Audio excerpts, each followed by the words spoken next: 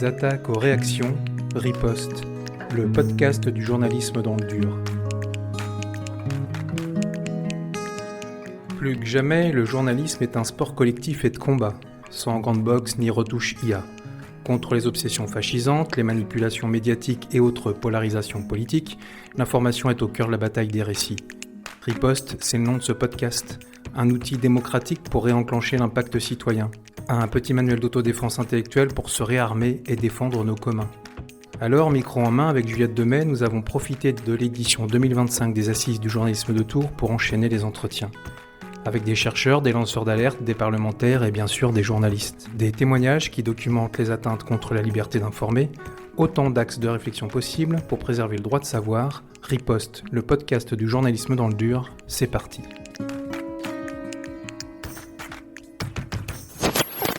On a vu appliquer des têtes de gondole de CNews sur l'antenne d'Europe 1. On était déjà un peu colonisés. C'est vrai que la façon dont nous on le voit, ce sont des alertes qui permettent de faire vivre la démocratie aussi. Donc la moindre des choses, c'est de respecter la base, c'est-à-dire on présente des faits qu'on a préalablement recoupés et on respecte les différentes opinions tant qu'elles ne tombent pas sous le coup de la loi, bien sûr. Mais c'est hallucinant qu'on soit obligé de le dire. Et donc, il s'agit pour nous, collectivement et individuellement, de résister face à l'emprise croissante de ces plateformes qui sont structurellement toxiques.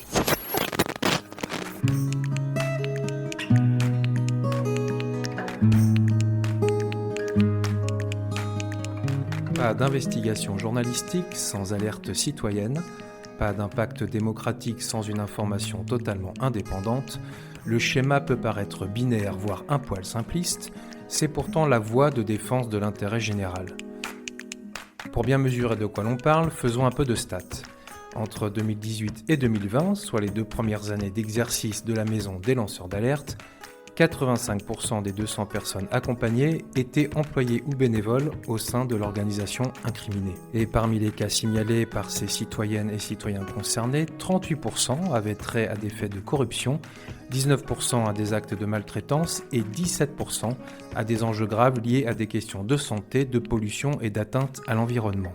5 ans plus tard, le nombre de ces lanceuses et lanceurs d'alerte a plus que doublé pour atteindre dans notre pays 473 personnes. Pourtant, lancer l'alerte et la recevoir ne s'improvise pas, et c'est tout l'enjeu de ce guide pratique sorti en avril 2025 par la Maison des lanceurs d'alerte, un ouvrage qui décrypte le cadre juridique français et détaille les protections existantes ainsi que leurs limites. La suite, c'est Élodie Nas qui nous la raconte.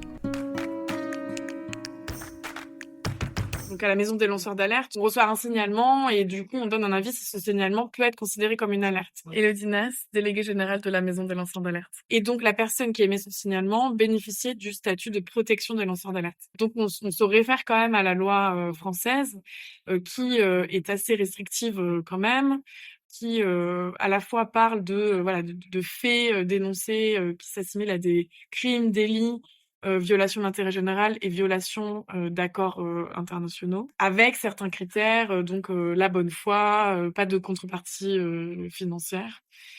C'est vrai que la façon dont nous on le voit, ce sont des alertes qui contribuent à protéger l'intérêt général, à défendre l'intérêt général et qui permettent de faire vivre la démocratie aussi. Nous, à la Maison des lanceurs d'alerte, on accompagne les cas de corruption très larges. Donc, ça va être des détournements d'argent public, des prises illégales d'intérêt. Ça va être aussi des scandales sanitaires ou violations de normes environnementales. Mais on a aussi des cas de violences policières, de violences sexistes et sexuelles dans des établissements recevant du public vulnérable. Voilà, c'est une palette et de lieux et de faits qui sont très variés. Et la majorité des personnes qui alertent ne sont pas des Irène Frachon ou ne sont pas les mêmes montants d'argent public dénoncés, par exemple. Mais ce sont des faits qui ont des impacts sur les citoyens et citoyennes d'une collectivité locale, de la population d'étudiants d'université. Enfin, ce sont des gens assez normaux, j'ai envie de dire, c'est lambda, comme on dit, qui sont aussi, qui remplissent aussi leurs devoirs de citoyens et citoyennes. La Maison des lanceurs d'alerte, fondée en 2018, s'occupe justement de prendre en charge ces personnes. Val-de-Loire TV, mars 2025. Les sollicitations ne cessent d'augmenter. Exemple, l'année dernière, l'association dénombre 114 nouvelles alertes Pour donner suite aux demandes, une équipe de juristes analyse chaque dossier. Et si vous correspondez aux critères, on va rentrer dans un accompagnement juridique, mais effectivement aussi potentiellement médiatique, essayer de mettre en relation avec des journalistes d'investigation qui ont, que ce soit des médias locaux qui sont spécialisés sur ces sujets ou des médias nationaux. On s'est rendu compte qu'il y avait des enjeux aussi à former, outiller les journalistes dans la médiatisation d'une alerte, mais aussi les lanceurs et lanceuses d'alerte dans leur façon de s'adresser à des journalistes. Et donc, ce guide pratique, il donne à la fois des éléments cadre juridique global sur la protection des sources, la protection des lanceurs d'alerte. Et le guide donne aussi des conseils un peu pratiques sur comment créer une relation de confiance entre journalistes et lanceurs d'alerte, une relation de confiance, mais aussi qui soit protégée. Effectivement, quand on dénonce un crime, un délit, une violation d'intérêt général, et qu'on subit souvent des représailles qui sont terribles, qui ont des impacts dans notre vie, c'est quand même assez hallucinant, hein, les parcours qu'on suit. La première chose qu'on veut surtout, c'est pas vraiment parler de soi, c'est faire en sorte que les faits qui ont été dénoncés soient résolus d'une certaine façon, ou qu'il y ait une forme de réparation aussi. Mais il faut aussi se dire que ce n'est pas parce qu'une alerte, des faits illégaux sont dénoncés que quelque chose va se passer après. Et ça, c'est pas forcément évident quand on a mis beaucoup de son énergie, de sa vie pour dénoncer quelque chose qui nous paraît et qui est gravissime. En fait, ça fait quelque chose aussi quand on est lecteur, lectrice, quand on regarde un reportage, je sais pas, on peut aussi s'identifier, on peut aussi s'y associer. Le devoir de citoyen et de citoyenne qui est d'alerter. Ils ont mis ma maison sous scellé, hérissé les murs barbelés, cloué une plaque non civilisée et m'ont laissé les yeux embués. Une semaine avant, on le savait, un SUV vert nous suivait. Ils ont laissé mon père pour décéder et ma mère, ils l'ont stérilisé. Alors j'ai envoyé mon appel à l'aide dans une vidéo tuto. Adolescente et lanceuse d'alerte, j'ai pas d'autre choix que de le faire sur TikTok. Tout ça c'était sans compter la cybersurveillance au pays de Mao. On vient de l'entendre, sans alerte citoyenne, pas d'impact démocratique, mais sans une information totalement indépendante, pas de défense de l'intérêt général. Alors dans cette équation, ajoutons une nouvelle donnée, la guerre de l'information. Cette doctrine est une doctrine dite des trois guerres qui commence par l'imposition de récits dans l'opinion, avant l'entrée en action de la guerre algorithmique, puis de la manipulation des institutions politiques et juridiques. Dotée de moyens financiers illimités, cette doctrine est utilisée pour séduire, contraindre, contrôler, désinformer, désorienter ou réduire au silence toutes celles et tous ceux qui pourraient représenter une menace pour la survie et l'hégémonie des régimes autoritaires et illibéraux, une infection d'abord primaire, le récit, puis secondaire, la désinformation, qui s'attaque en priorité à la sphère informationnelle pour pirater le débat public. La suite, c'est David Collomb qui nous la raconte. En réalité, ce n'est pas une infection par les plateformes, mais une infection par des acteurs malveillants qui instrumentalisent les outils de ces plateformes, par exemple les outils publicitaires, pour propager des récits, souvent des récits de désinformation, de même qu'ils s'efforcent d'inonder les espaces informationnels numériques de contenus qui mécaniquement vont ensuite infecter et fausser les systèmes algorithmiques des moteurs de recherche, des agents conversationnels, les chatbots, ainsi que tous les algorithmes de recommandation des plateformes. Donc, je m'appelle David Collomb et je suis enseignant et chercheur à Sciences Po, auteur de La guerre de l'information aux éditions Talendier. La guerre cognitive algorithmique, c'est un concept qui a été élaboré par l'Armée populaire de libération de la République populaire de Chine, qui repose sur l'analyse approfondie de la part du renseignement militaire chinois de ce qui a été fait concrètement par les désinformateurs russes depuis une décennie. Et ils ont constaté que l'avènement de l'IA générative offrait de nouvelles surfaces d'attaque pour toucher les esprits des individus dès lors que ceux-ci sont de plus en plus exposés à des écrans dès leur plus jeune âge. Ces deux surfaces d'attaque sont le big data, pour des messages de plus en plus ciblés, et les algorithmes de recommandation qui peuvent fausser les perceptions. C'est une stratégie, qui plus est, qui a été officiellement entérinée par Xi Jinping en personne devant les autorités militaires.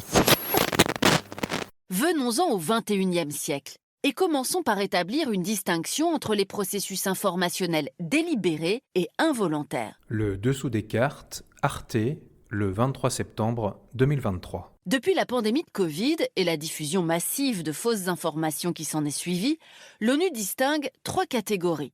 La désinformation d'abord.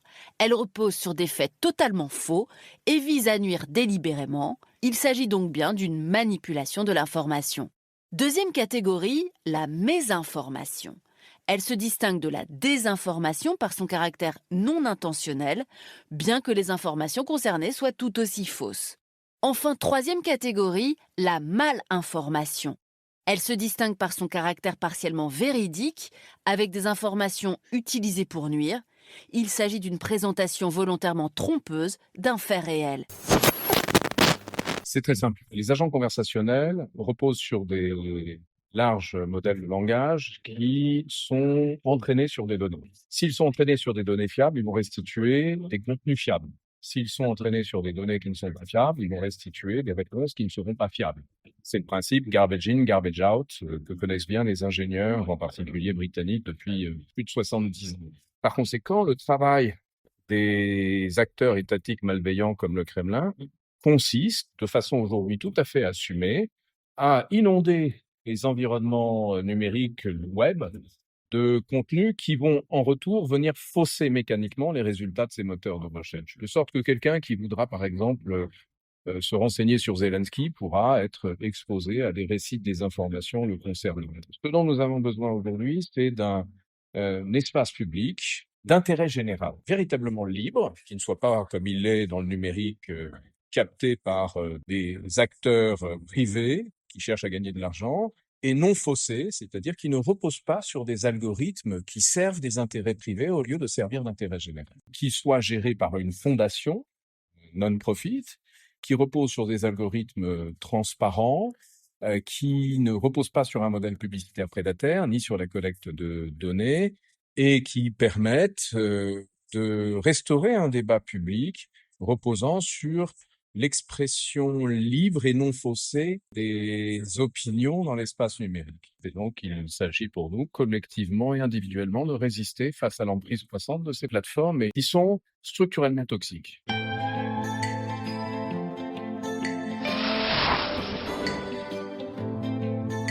C'est juste un petit gars qui grandit à Pretoria, où on prête qu'aux riches, mais heureusement y a papa qui travaille dans les mines sans avoir besoin d'y descendre. Il a la mauvaise mine, il sort pas trop de sa chambre. Maintenant il bosse dans la tech, mais c'est un grand sensible. Comme ses voitures autonomes, il est en roue libre. Il est libre, Musk. Il est libre, Musk. Y en a même qui disent qu'ils l'ont vu voler. Quand il va en Allemagne, il rend visite aux amis. Des gens qui, comme lui, aiment faire des saluts romains. Il anime les meetings, les mariages, les bar mitzvahs. Même s'il souffre d'un peu de tendinite au bras droit, il est libre, Musk. Il est libre, Musk. Y en a même qui disent c'était pour rigoler. Des lanceuses et lanceurs d'alerte à la bataille de l'information, terminons justement cet épisode de Riposte avec une autre alerte, celle lancée le 21 mars 2023 par l'AJAR, l'association des journalistes antiracistes et racisés. Plus d'une centaine de cartes de presse luttant contre le racisme dans la profession et les productions médiatiques, un enjeu de visibilisation et de lutte en dehors et au sein même des rédactions que nous raconte Marie Zafimei. L'impact que ça peut avoir déjà, c'est si une rédaction est très blanche et et peu représentative de la société dans les classes sociales qu'elle représente, il va y avoir des biais au niveau de l'information. Nous, on le voit notamment avec des récits qui vont être totalement invisibilisés, par exemple, notamment des récits des parcours de migration, des récits de situations racistes qui peuvent être vécues par plein de Français. Et le fait de ne pas avoir de personnes racisées dans une rédaction, ça va faire que peut-être que le chef qui n'est pas concerné parce qu'il n'est pas concerné par le racisme, il ne va pas voir le sujet le sujet important à aborder sur le témoignage d'une personne, par exemple. Oui, dans un monde idéal, la JAR n'existerait pas. Mais comme Prenons la Une n'existerait pas, comme la JL n'existerait pas. Mais là, depuis sa création, la JAR ne fait que prouver la nécessité qu'elle a d'exister, en fait. Le nombre de sollicitations qu'on reçoit, on fait énormément de tables rondes, on fait de l'éducation aux médias aussi dans les lycées, les collèges, les écoles de journalisme. On fait beaucoup d'interventions, on est beaucoup sollicité aussi par des médias en fait qui souhaitent juste avoir le point de vue de la JAR sur tel traitement médiatique de tel sujet. Racisé, c'est qui subit le racisme, mais qui surtout est considéré par le groupe majoritaire comme faisant partie du groupe minoritaire. Et entre ces deux groupes, il y a évidemment un enjeu de pouvoir et de domination. Khadija Zerwali, journaliste à Mediapart. En fait, c'est très difficile de lutter quand on n'arrive pas à mettre des mots sur qui nous sommes et sur ce qui nous oppresse. Et donc ce terme racisé, il est certes imparfait, parce qu'il ne dit pas la diversité de toutes les racialisations qui sont les nôtres et de toutes les discriminations que nous vivons, mais il est l'outil premier qui nous permet de nous réunir entre personnes racisées et de combattre le racisme. Alors j'en parlais un peu tout à l'heure, d'abord on fait notre veille médiatique et on interpelle les médias à chaque fois qu'on l'estime nécessaire sur un traitement raciste de l'actualité. On fait ça sur nos réseaux sociaux, on fait des threads sur Twitter, on fait des posts Instagram et on tague les médias, toujours en rappelant qu'on est à la disposition des médias pour faire des formations. Donc on espère continuer avec d'autres les années qui arrivent. Mais voilà, on fait des interventions en école journalisme pour les futurs journalistes, mais on fait aussi dès le collège et le lycée, où on intervient dans des classes pendant plusieurs heures et on décrypte ensemble des traitements racistes qui ont été faits dans les médias et on aborde la question du racisme plus largement. On met aussi à disposition des kits. Donc alors on a le kit Outre-mer qui est sorti l'année dernière. Alors les kits c'est quoi ? C'est en fait une sorte de mode d'emploi pour les journalistes lorsqu'ils traitent l'information, de le faire de façon non raciste, antiraciste même. Et donc ça va être un guide sur les bons mots à employer, les bons termes, les formules à éviter, etc. Donc par exemple sur le traitement de l'information qui vient des Outre-mer, ce sera parler de l'Hexagone plutôt que de la métropole. Faire attention aux mots qu'on utilise pour parler des personnes qui habitent aux Antilles. On a même une formation qui est prévue en 2025 dans un média. Je le répète, on se tient à disposition des médias et des écoles de journalisme pour venir sensibiliser les étudiants et les journalistes à la question du racisme.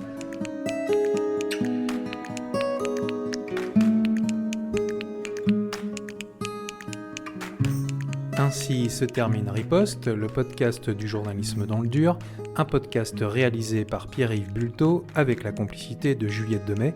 Dans un prochain numéro, nous retrouverons François Bonnet, cofondateur de Mediapart et président du Fonds pour une presse libre, un entretien au long cours que l'on pourrait résumer ainsi: le journalisme est une zone démocratique à défendre. D'ici là, portez-vous bien, à plus sur Riposte, ciao.